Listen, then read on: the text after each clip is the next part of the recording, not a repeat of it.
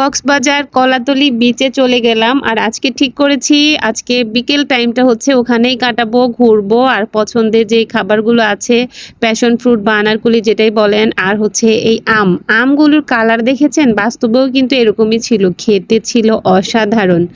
আমি যেহেতু টক অনেক বেশি পছন্দ করি, তাই আমি আগে টক যে আইটেমগুলো আছে এগুলো খাবো, এটাই স্বাভাবিক। তো এই তো আম খাচ্ছি, আমগুলো না এত কচকচা ছিল, মানে মুখে দেওয়ার পরে সেই ইয়াম্মি ইয়াম্মি। এখন আমি যখন ভিডিওটা এডিটিং করছি, আমার এখন আবার খেতে ইচ্ছে করছে, কিন্তু এটা এখন আর পসিবল না, কারণ আমও এখন কিন্তু তেমন কাঁচা আম নাই, তেমন না, মনে হয় নাই বললেই হয়। তো ওই টাইমটাতে ছিল। আর আমি দেখেন কত মজা করে আম খাচ্ছি। আমগুলো খুব বেশি মানে টকও না, আবার খুব বেশি মিষ্টিও না, তার মধ্যে কি কামড় দেওয়ার পরে একটা কচকচা শব্দ হয়, এই জন্য খেতে বেশি ভালো লাগে। আর এই তো আনারকলি বা প্যাশন ফ্রুট যে যে নামেই চিনেন, আমার কিন্তু এইটাও অনেক পছন্দ ভাই। আমার টক মানেই পছন্দ। এত টক কেন পছন্দ করি আমি জানি না, এটা এখন না, সেই ছোট্টবেলা থেকে আমি টক লাভার, স্টুডেন্ট লাইফ থেকে এখন বুড়ি বয়স পর্যন্ত আমি টক খাই, দেখলেই টক খাই, সব ধরনের টক।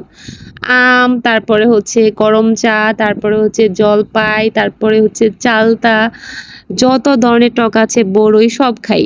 তো এই তো টক খেয়ে তারপর এখন ঘুরে যাচ্ছি অন্য কোথাও, দেখি অন্য একটা বিচে যাব, সাথে আপুকে নিয়েছি।